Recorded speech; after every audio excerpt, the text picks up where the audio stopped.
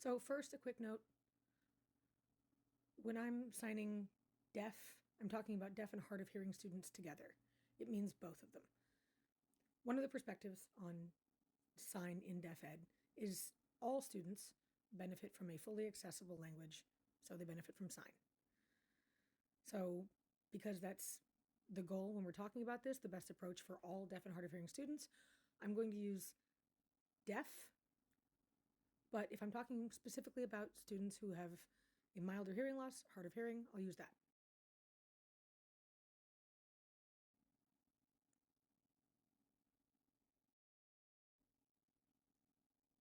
So, do you know the percentage of Americans who are naturally blonde? It's 2%. Huh. Do you know how many have red hair? 1%. When you notice people out with those hair colors, you notice, but yeah, this is normal. This is natural. It's part of the spectrum of what people's hair color looks like. Their genetics, right? So, for people in the US who are deaf and hard of hearing, it's 8%. And students, children that are younger than 18, it's 4%. So, why is the focus then on that it's strange or it's wrong or needs to be fixed?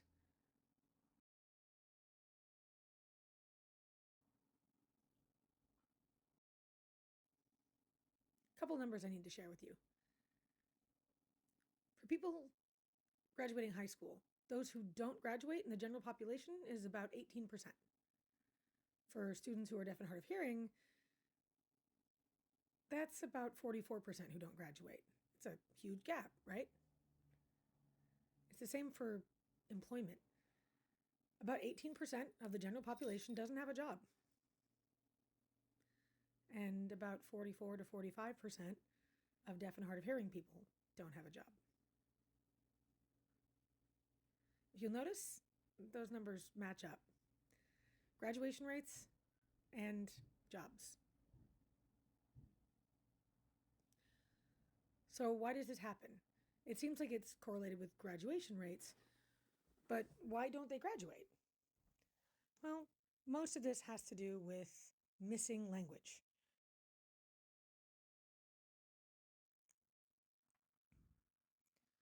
You notice that the numbers are the same, right? Between unemployment and not graduating from high school? Why do you think that happens? If we back up, children acquire language in some specific ways. First one is interactive, right? You can't just sit and watch TV and pick up an entire language. But you interact with your kids, you talk to them, you ask them questions. Oh, are you hungry? That sort of thing. It's specifically baby talk also. You know, that way that parents and even some other adults will make eye contact, they get to the child's level, they repeat, are you hungry? Are you hungry? And it's very exaggerated. Did you want cereal? Cereal? That very focused communication. Okay. But there's also incidental learning. And that's when it's accidental and it's picked up without focus. It's just the information around them that they notice. For example, if a car is on the freeway and the child is sitting in the back seat and listening to music or hearing their parents talk in the front seat and listening to what their parents are saying. You know how hearing parents will say things like, we're going to Disney, and they won't say Disney because they know that the child will recognize that word? That's incidental learning. Okay. And language is very important for brain growth and development and also for improving cognitive function. But for deaf children, they don't usually have deaf parents. It's only about 10% of deaf children who have deaf parents. And so from that 90% of hearing parents, only 7 to 10% learn how to sign. Only 7 to 10%. And that means that those two adults in the front seat or the kid in the back, the deaf child is missing that communication. Maybe not all of it, but they're still missing a lot. And so that incidental language learning is impacted. There's none of that. There's no baby talk, because you can talk to a deaf kid with your voice, but they won't understand you. The interaction is impacted. Are you hungry? I don't know. If you're not signing, the children aren't able to have that interaction. They don't have the baby talk, and they don't have the incidental learning either. So what does that mean? Well, it's called language deprivation syndrome. What it means is that deaf children don't have access to language on a general basis. Many arrive in school, especially if they're deaf kids going to a deaf school, in kindergarten where they have no real communication. Most children who are hearing pick up and acquire language naturally, easily. Sometimes 2 or 3 at the same time if it's spoken in the home, but most deaf children don't have that same sort of access because of the lack of sign. So what it means 2 things. One is that there is a higher risk for cognitive delays, for mental health struggles, for quality of life problems, and other issues. It means it's harder to communicate about health and about medical issues in the future as well. It also means that it's more difficult and more challenging in the area of brain growth and development, that part that decides, oh, cause and effect. If I do A, this means B. That doesn't develop at the same time. Planning and processing, that part of the brain, cause, effect, linear thinking, it's hard to build without language.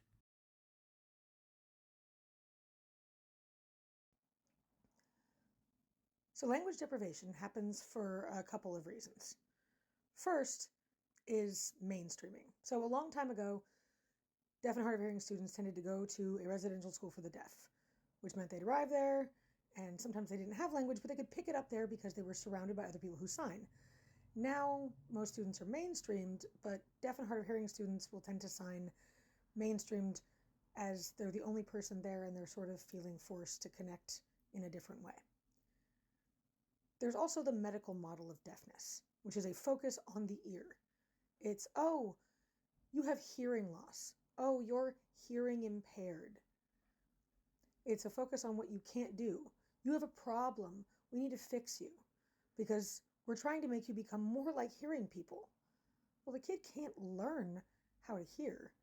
Yes, there are implants and hearing aids and BAHAs, and they all help with sound access, but they don't necessarily mean speech recognition improves. So the deaf community, deaf culture focus is, yeah, I can do all of these other things. I don't miss hearing because I've never had it. So I can't hear, so what? Then there's parents, even the ones who want to sign, find that it's hard because where are they supposed to learn?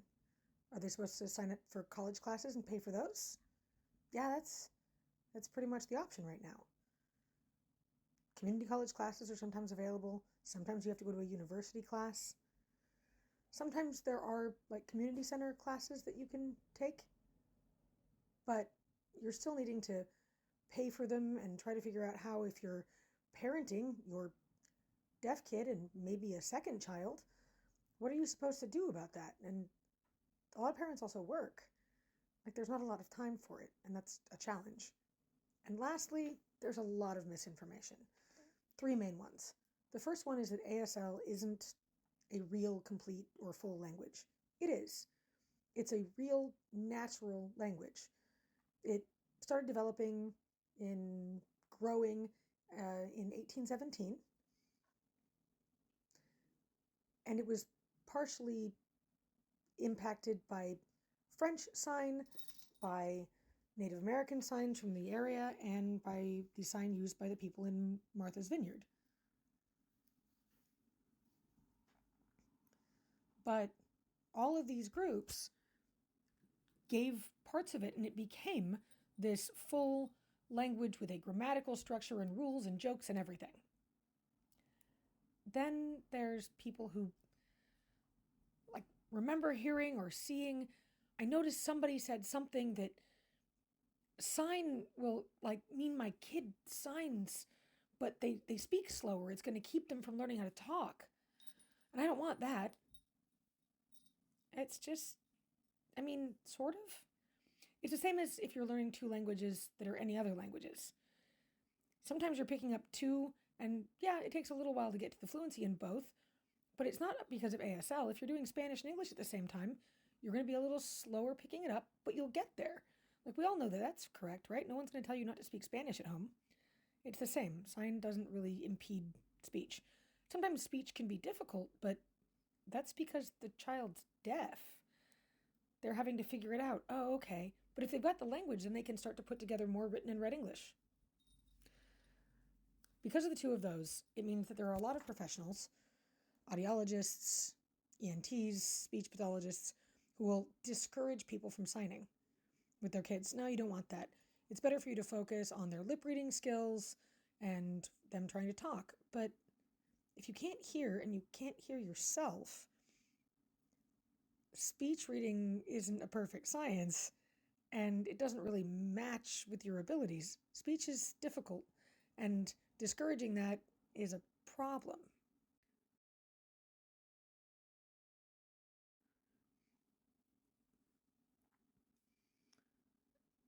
So what options are there for students who are deaf and hard of hearing if they want to sign? Well, there's three, really. There's residential schools for the deaf.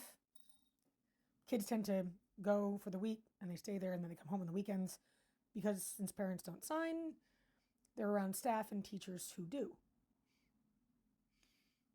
Then there are self-contained classrooms or day programs. And it usually means that you have a regular public school and one class is just deaf and hard of hearing students that sign, and then there's interpreters for when you go out into your mainstream classes. And the third one is mainstream with an interpreter. And that means that when a student wants to communicate with a teacher or with their peers, they have to go through the interpreter. So it means they have to sign and the interpreter watches and then they talk for them. And then the hearing person hears it and talks back and the interpreter hears it and signs. And it's a little complicated.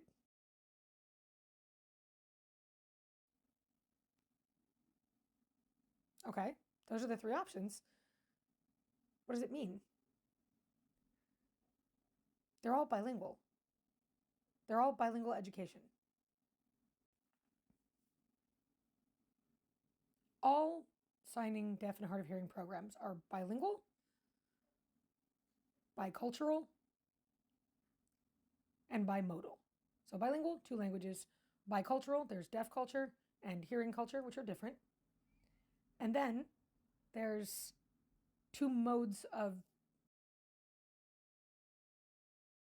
communication, speech and sign. And that makes sense.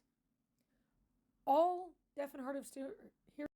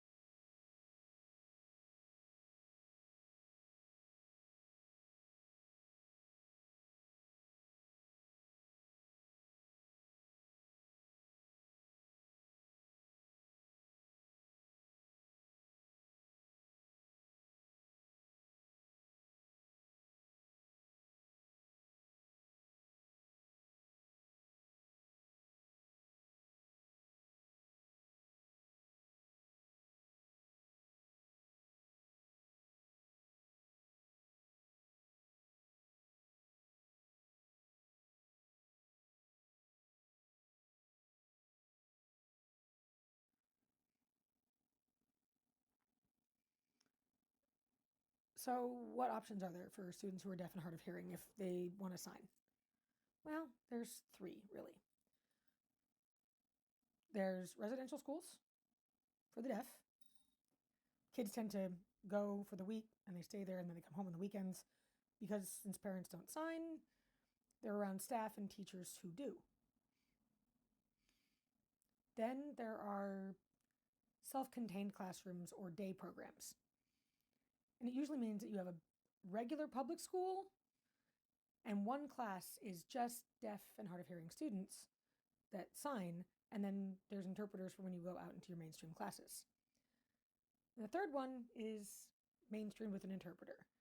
And that means that when a student wants to communicate with a teacher or with their peers, they have to go through the interpreter. So it means they have to sign and the interpreter watches and then they talk for them. And then the hearing person hears it and talks back and the interpreter hears it and signs. And it's a little complicated.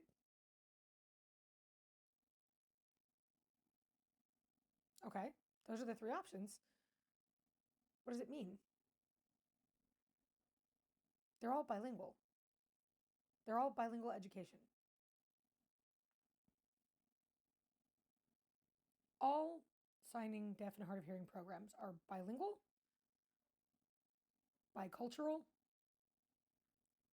and bimodal. So bilingual, 2 languages. Bicultural, there's deaf culture and hearing culture, which are different. And then there's 2 modes of all communication, speech and sign. And that makes sense because all deaf students are bilingual. We expect all of them to be English, written, and read English, and then sign. Okay, that seems all right, right? I mean, 20% of American households speak a language on top of English at home. That means it's okay.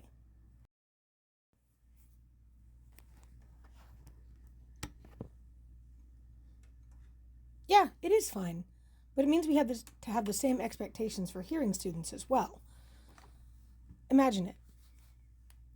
You have a school that does dual language immersion programs. We do those for Spanish and French around here. But one for sign and English. What would that mean? Well, it would mean that deaf students and hearing students would both be learning, as well as hard of hearing students. Everyone would pick up sign. And what's the impact of that? Well, deaf students wouldn't feel nearly so isolated because it wouldn't matter if you could hear. It was about communication. It's not about hearing. It's about communication, deaf or hearing. For example, the ASL sign for a hearing person is hearing here on the mouth. It's not about your ear. It's about how you communicate. So there's that. And we also know that all children benefit from picking up sign. Yes, there's the benefit for deaf kids, but also second language acquisition is a benefit to all students. That means that they have access to more options, more opportunities. It also helps with regular language processing because you've got more perspectives on your language. So if the school has both languages being taught in it, what would it mean?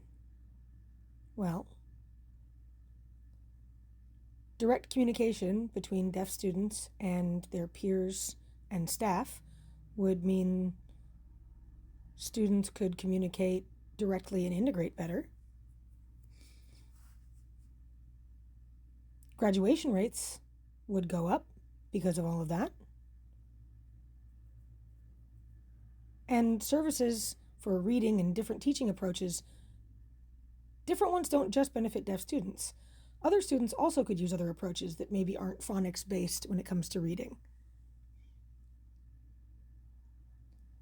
Different visual expectations, different ways of approaching and teaching languages, those could all be beneficial to both students. It's called universal.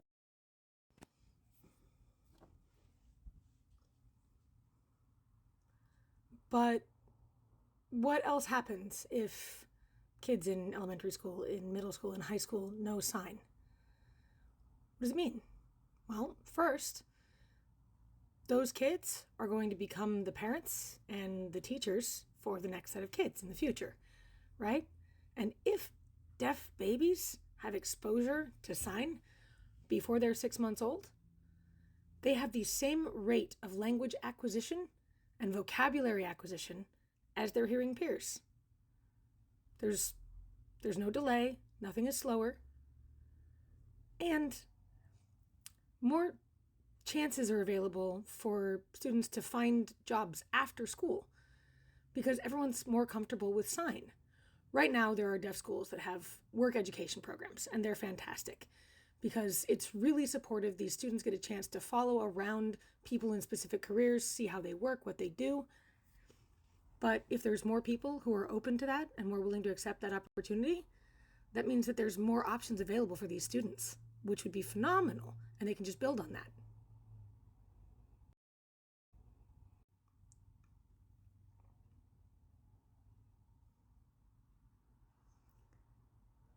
One last comment. Deaf identity for the people in the deaf world is really the priority. If people know themselves intrinsically that they're deaf, it means they describe themselves as, oh, I'm deaf and. So the idea of I'm deaf and disabled, that's me. But I have a student who describes himself as deaf and gay. Another student, deaf and part of the LGBTQ queer community. Another student is deaf and Latino. Another student is deaf and from South Africa. Same as deaf and Catholic. Deaf comes first, and it comes first because it's about communication and language, and that is how you connect with the world outside. After that connection's built, perfect. You can identify and break up and filter out who you are and what you are, but until that connection happens, it's impossible. So, for all of these deaf students, in all of these communities in the US and schools, if they are able to have more inclusive, more open interactions with their hearing peers, it means they can build those connections. And what that allows is for their other needs to be more readily noticed and addressed. So if you've got a student who is living in a really rural area and they don't have great internet, what do you do? If they're sick, if COVID happens, what do you do? How do you connect with them? You need to figure it out the same as you would with another student in that area, right? Except you could call the other student. You can't call your deaf student. So you need to figure that out. If you have a student who's deaf and their family is just struggling financially, what's the best approach for that? How can you support them best? In some cases, it may be a good opportunity for the kid to go to the deaf school if their family is really struggling to feed them because food and lodging is taken care of at the residential program, and it'll give their parents a bit of a break to take care of that. But also, it might mean working with those parents to figure out different job opportunities and different ways to help, different chances for them to figure out how to take care of this and work with their money. And it might be able to help get them some assistance. If you have deaf kids with deaf parents, some of them maybe don't know about how to apply for Social Security, or maybe they don't know what the access is for food with like the EBT cards. They might not have any idea. And they could be struggling. If you have parents who are hearing, they're like, what's an OHP? I don't understand. What am I supposed to do with this? And you can explain this is insurance that allows your student to have hearing aids or an implant or a PAHA, also to have access to speech therapy because insurance is free and those kids are covered if the family is really struggling. Or you might have a student who's experiencing homelessness and they don't have a place to sleep, they don't have any shelter that they're in.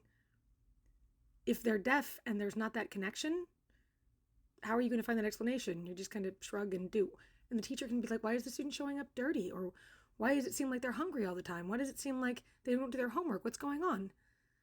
But if that student has direct communication access with their teacher and they've built that trust, then it means they can say the same as a hearing student could, hey, my parents are sick, or my family's kicked me out, or whatever, all of these reasons, that means I don't have a place to sleep. And all of those resources that are available can be offered, but they can't be until those connections have been built. There's not really a way to offer services if that hasn't been corrected.